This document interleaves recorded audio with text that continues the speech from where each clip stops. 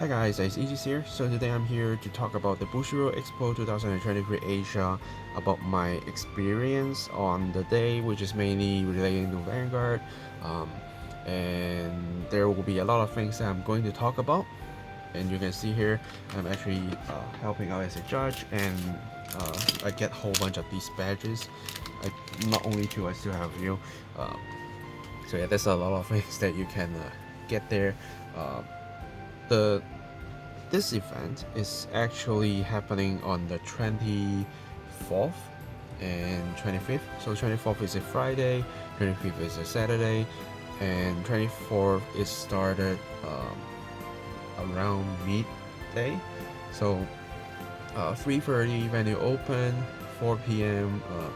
Mr. Kitani have a welcome speech, and then they straightly have a Shadowverse tournament at 6 for starting registration. And what I heard is that it actually went a little bit late than what they thought of, because they were thinking of putting around 7 rounds in 2 hours, which I don't think is actually possible. So it went a little bit later than it ended a little bit later than what people thought. So yeah, so that's day one. I didn't go there because I was working, just like a normal workforce. I work at least 9 to 6, so wasn't there. Yeah, and then for day two, we first start with a White Swords tournament. We then next will be the Vanguard tournament, and then it's the voice actor signature stage and photo session, and then we have a rebirth tournament, and then around 8 the venue closed.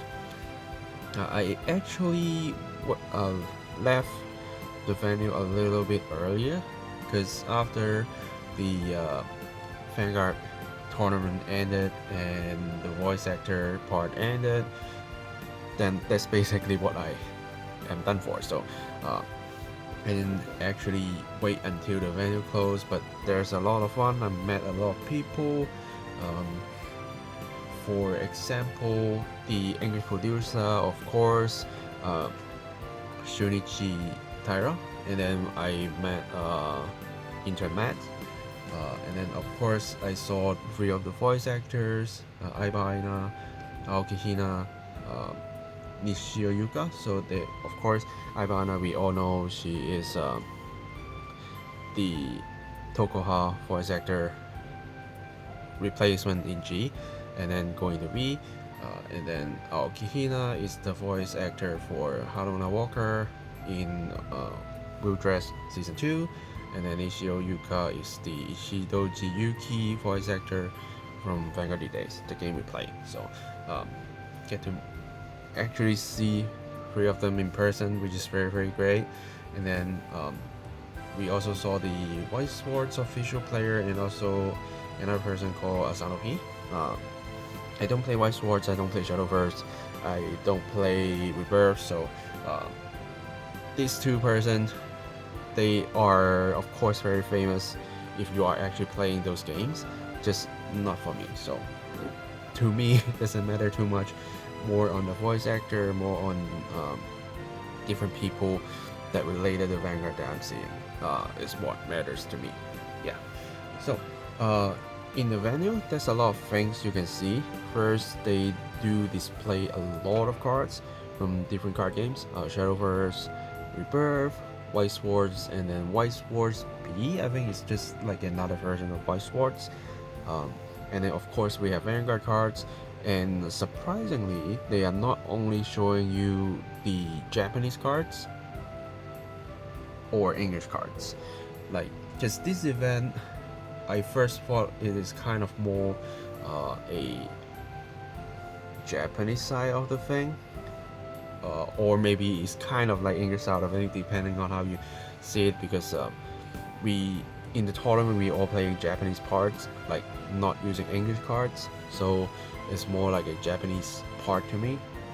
But at the same time, if we are talking about an international event, I was thinking about it is like an English side of thing, but of course it turns out to be Japanese more.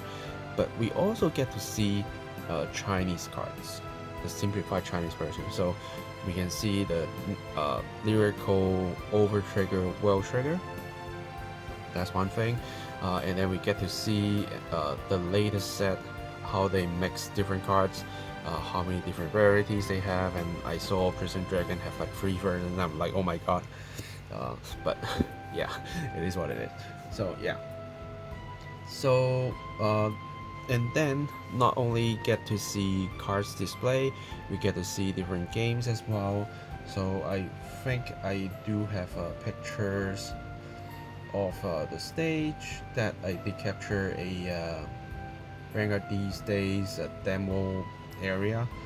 So I didn't go there to actually play it because I do have the game already, but you can see a lot of things happening during there. And then there's also some clothings showing stage kind of thing, and the main part is the area in the middle using for tournaments, and also very close to a stage where in White Swords the official player actually go up there to play against other actual players register to play.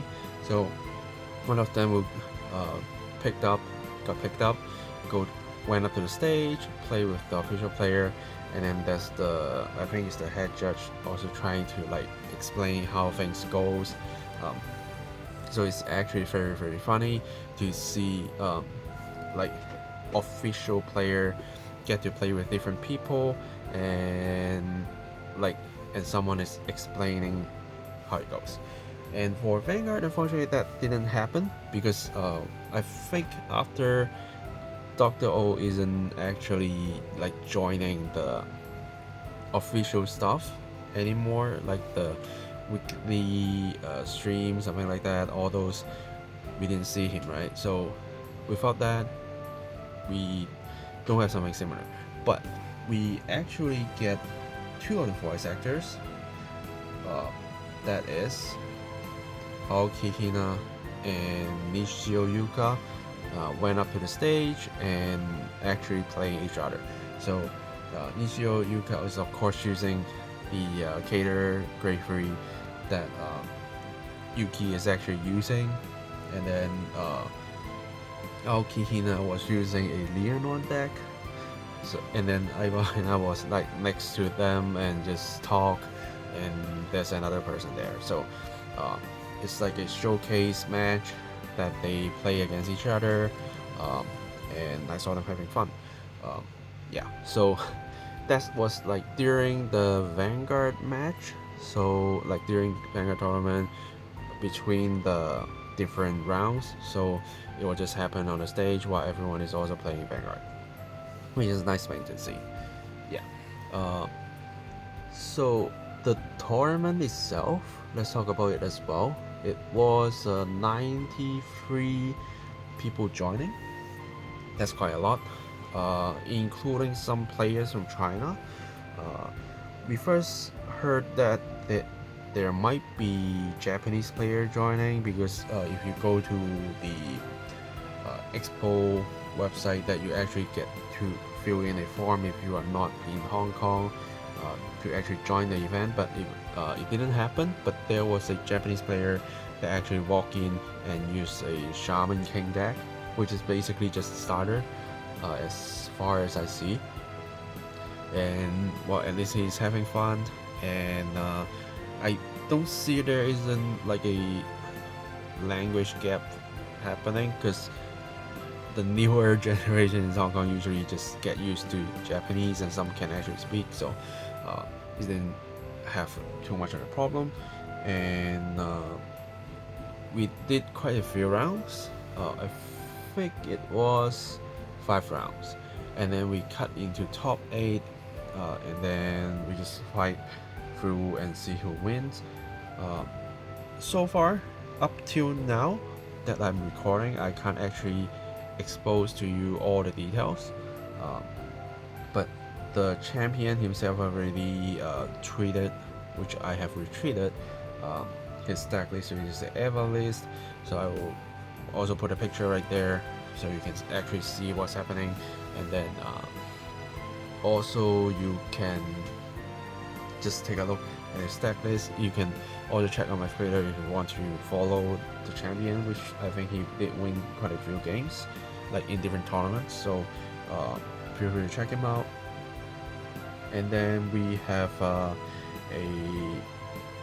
Messiah deck actually went second, which I can't expose to you any kind of deck list, but when it is the right time, I will put it up.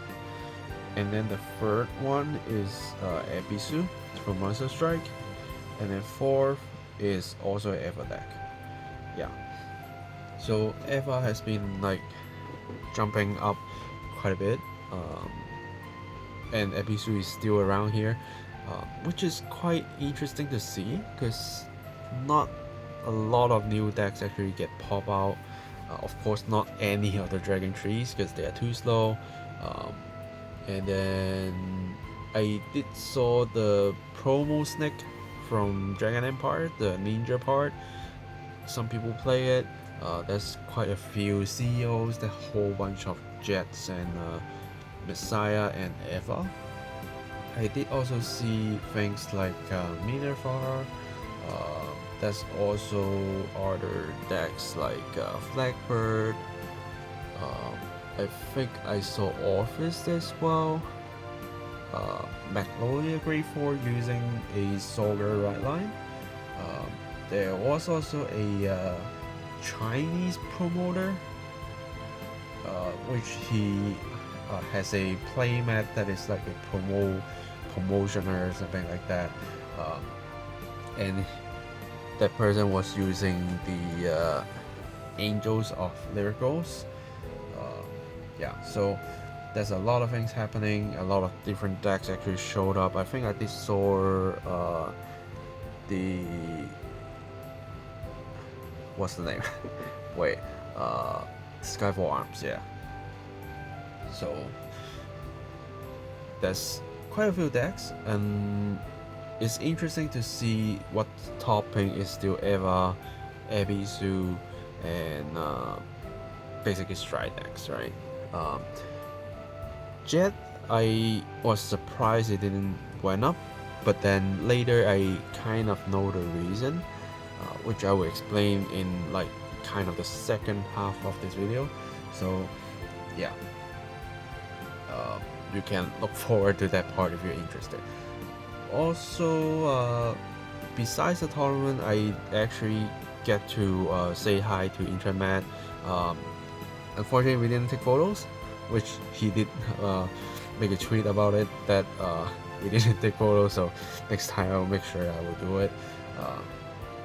Yeah, and since I was like working through the Vanguard tournament, I saw a few times of the English producer, and I was decided to actually go to talk to him at least. So here are the pictures that I actually took that me with him after we before we actually start talking. So yeah, it's a great experience to actually talk to the English producer, like because to us in Hong Kong, one thing that even though we are using the Japanese language, but I think most of our stuff is still kind of relying on the Singapore part as far as I know. So the head judge of the day, which is also a friend of mine, so he did want to like express his I won't say concerns, but more like a wish to actually get more prize support, because for example, if it's in Japan, in different regions, they have their own kind of CS, they have their own what they call the circles, which have their own specific like overtrigger, have their own specific playmats, which quite a bit of them are even official. So in Hong Kong, we are in a small place, and you can see like one of our well-known players, Manong, has been holding the I Cup that he actually didn't know the background, but he managed to like use iPhone as a prize, use PS5 as a prize.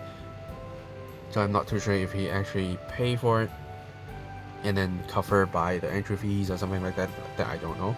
But at least he managed to get some prizes to motivate players to join in the event and through different qualifiers go to the finals and fight for it, right? In English, we have a lot of like BSF, Springfest, and then we get so many different like gold stamp or gold foil promos. Those are very attractive, right? But in Hong Kong, we don't get that much of a thing. Usually, what we usually get are like boxes, starters, maybe a certificate. Usually just those, but nothing very like unique. So we were expressing like the needs of having some unique stuff, and they are very attractive to players. And then of course I have expressed my like happiness to see Revival Collection being a thing, even though we do have the history or historic collection that we will get old units reprinted with new effects, but I still want Revival Collection to be a thing because that will help a lot of players actually get into premium, while the West is actually more interested to play premium compared to the Asian side. So I did express that as well. I also did talk about the like hidden issue with Bushinavi. So for now, Bushinavi, we have the Japanese part, which you can use to join in the Japanese tournaments, but then they are setting up a SMS verification so that they can prevent people to use multiple accounts to just like block the entries by making a lot of ghost accounts and then just go in and then just like forfeit, right? But then of course, like with tournaments in Vanguard Festival is coming soon, that we cannot actually get to entry because we are foreigners, we don't have the code or something like that, so we can't do the verification, we don't have the phone number. That's something. And at the same time, English side is going to have Bushinavi, which is a good thing for the West. But in Hong Kong, we are in a very weird situation. First, we aren't getting support from the Bushinavi Japanese side because it is for Japanese locals, and we are mainly playing Japanese local languages. So even if the English Bushinavi is actually implemented, since we are using Japanese cards, so the deck log will always have a gap. That like we are, for example, set 10 is coming out next week, right? And then we are playing with set 10, and English is only up to BT9, set 9. And when we are say having a tournament next week, or like 2 weeks later, let's just say 2 weeks later, set 10 released in JP, set 9 only in English. But we are using the English Bushinavi, we can't actually input any set 10 cards. Then there's a gap. So I've talked a lot about that as well, and then talk about different things that I feel I like in the D series. So there's a lot of things that we talked. So far, of course, I just have been expressing what I think, and it's very happy to see English producer is actually listening. And of course, how far things will go is another thing, but at least he's listening, he's responding, and we have a lot of like positive conversations, and I am actually feeling positive. So let's just see how it goes, and just hopefully everyone can like get to have better prizes for different events, getting the support they need from official, so they can actually increase the quality of holding tournaments, being more motivated to players, some more people joining, more people playing, everyone having fun. In the end, that's what you want, right? Yeah. Also, after that, we get the voice actor signature session. So what you have to do is on the day you purchase 200 Hong Kong dollars worth of stuff, and then you will get a code like this, and they will do a lucky draw. That's a total of 90 lucky person will get selected. That's wave 1, and from those 90%, they will be separated into 3 groups, which each group contains 30, and you will get a signature postcard from 3 of the voice actors.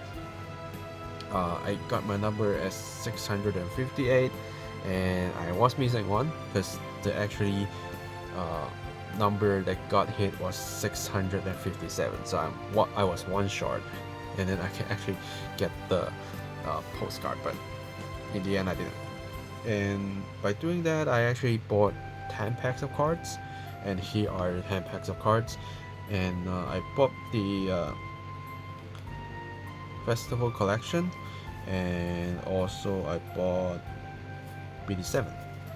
And surprisingly, I actually did pull yet again in the high rarity office Rickets.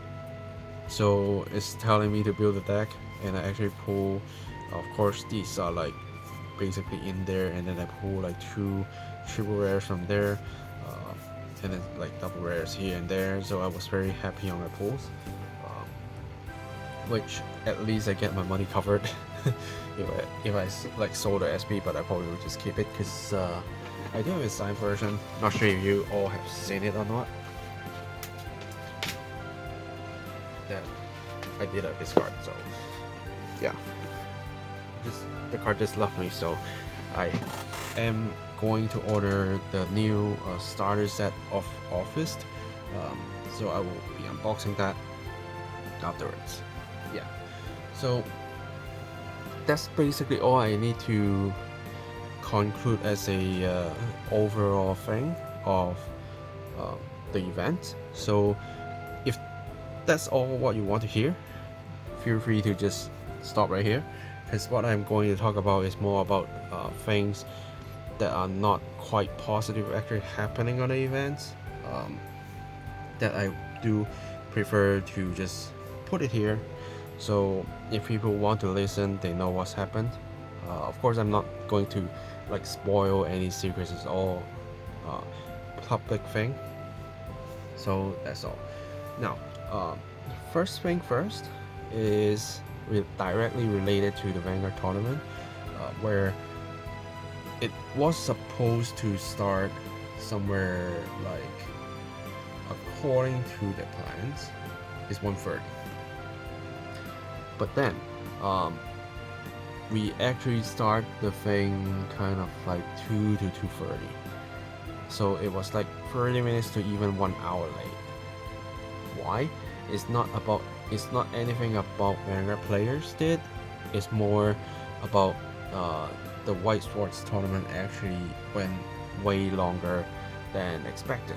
And the reason why is that they originally set a actually shorter time of rounds when they announced this event, but then later, since the COVID situation is actually kind of getting better for everyone, and we are more kind of a mask off situation right now, so official decided that we can actually play for a longer period per game. So it was extended to 35 minutes.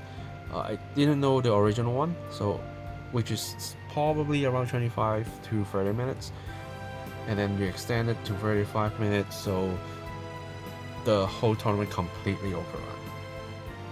Now,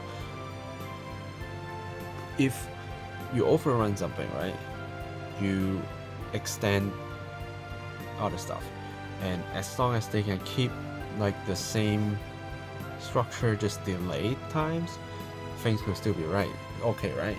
But then, because they have the voice actor signature stage and photo session at 5 p.m. planned, they need that to happen on time. So instead of having a 3.5 hour tournament of Vanguard, we have to get everything done in 2 hours and 2.5 hours basically. And then we squeeze things into 5 rounds. We squeeze each round in 20 minutes. So the first round to us is a disaster, because we actually need to call time at the 20 minutes mark, and since we need to make sure the time is running well to get to the voice actor signature stage. So that's in round 1. There's a few timeout actually happen, especially if you are using kind of stalling decks or decks that actually win if you take time. Those decks suffers the most, which is kind of a problem, because usually if we are running like a WGP level kind of events, we do have enough of time, of course, and even when time is out, we do give a few extra turns, usually 2 to 3 extra turns, so like 0, 1, 2, something like that, so can keep things a little bit smooth. We can have a lot of time to actually sort different things, and we actually have the potential to give a little bit extra time if the players need, because they call a judge to ask for something which takes a little bit longer. But in this event, we can't do that at all, because like there's also one set of players were playing, and then they get some kind of issue about one person agree to another person that if you have any on hit effects, you let me know, kind of thing, and then it didn't happen, and then the other player was like, I asked you and you agreed, and then you didn't tell me about this on hit effects, so can you just take it back, something like that. And it took a little bit of time, and when time is out, they was like asking can they get extra time, but can't let that happen. So there's a lot of players actually suffer from the very limited time limit, because we need to chase the timeline. So that's one thing.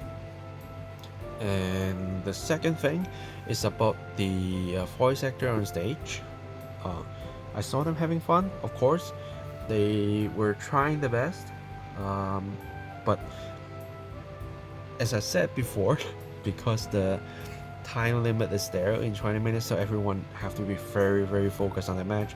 They can't allow extra time to actually look around unless they finish the match. So we don't get to actually, like, players don't actually get to watch the match with a lot of focus, because they need to finish the match, which is not kind of the purpose of having this exhibition match. You like supposed to, for example, in Vanguard Fest, you have this kind of stage. All you want is a whole bunch of people watching them play, watching them having fun, watching them react to different situations, like open different crits, like triple crit, open an over trigger, 6 damage heal, like a fatal damage moment, drop down a PG and flip the table around. All these kind of things that we want people to see is actually not happening. And of course, the voice actors got their supporters that are not actually playing the game, so they were like grouping, lining up on the sideways of the actually tournament part, because the tournament part is the mid square of the area, and the stage is just next to it. Of course, we can't let any people just go walk inside the tournament area, because that will just create a lot of crowd, but then they are just around. So that is another problem. because we need to put down the pairings like on the sides, and those people are actually just around there, so players need to take extra effort to actually go to check out the pairings, find the seats, and this takes more time because they need more time to actually go to watch it, and then we are just like chasing them as well, so everything is very squeezed. And then yeah, that's the second thing I think. So actually the third thing already. So first one is about the time per round. The second one is the exhibition match timing combining with the limited time, and then are the fans watching their voice actors while because the stage is very close to the tournament area, causing something else. So I don't know, because like at the later time I was thinking like if they put the stage to the side, then the fans can actually stay on the side area, then that will not affect the tournament area, but at the same time people who are actually playing cannot see what's happening. So it's kind of like a mix of complicated situations where if we actually have more times, I think it will be a lot more entertaining of the exhibition match. So yeah, and also with the top 8 part, we actually squeeze it later because we need to get things done in 5 rounds and do top cut, and if we do top cut, that would definitely like affect the voice actor signature stage. So what we have to do was to have a 5 rounds, decided what are the top, I think it's top 4, probably top 8, top 4. Because after the 5 rounds, the basic head judge was handling the top cut, and because it was in a different time, so they were handling those themselves without informing us, but because it's only just if we will need it, so I think that's fine.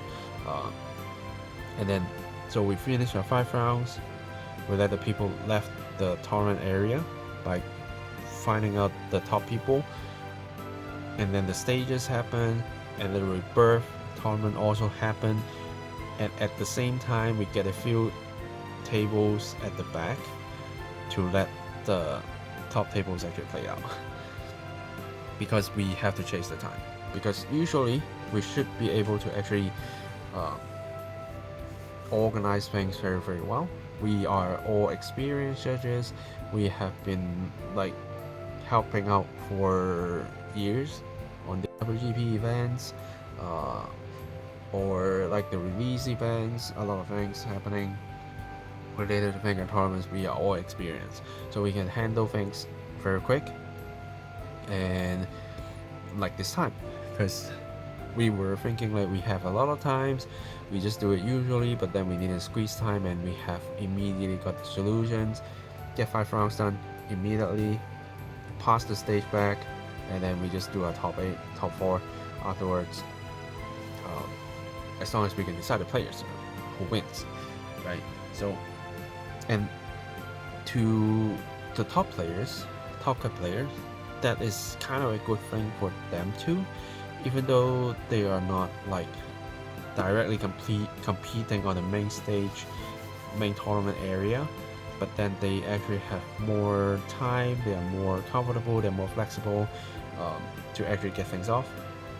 So it's not completely bad, but of course if we have a better time planner on the event, or if we can be flexible on stuff, that's a lot of things that wouldn't happen. That's I would say. Yeah. And relating to other tournaments, I did heard about some things, but since I wasn't there, I'm not going to kind of say something that is not responsible. So that's all I need to tell. Because I mainly help out in the Vanguard tournament, and I think that is important to voice out that this actually happened, and all of us as judges have using our experience to actually make things happen, make sure we aren't affecting the event too much by doing our best. And not sure if people knows or not, usually judges or tournament organizers are the middle of the sandwiches when we get complaints, because it's not up to us that we need to squeeze time. It's not up to us that we can't get any extra time. It's not up to us that we have to put the top cuts on another time. But players will just say to you that why this is happening. Their emotions will directly flow to you because they don't know who to throw at. And at the same time, the other part of the sandwiches is basically the top ones that they need to keep the timeline. So they just keep pushing you, make this happen, make this happen, make this happen, do whatever you need, just make this happen. So we're in the middle. But overall, we did some good work. We get things done. We kind of getting things smooth. Yeah, I think in the end that's all that matters. And I just hope everyone, except having too many timeouts, are actually enjoying the events, because most of the decks are actually fighting quite fast. Like CEO can fight fast. Eva, if you are like going aggressive, you can. Youth work, of course, like Ian and such. So that's a lot of things. But and also because we are playing best of one, so it isn't too bad, but it can be better. Yeah.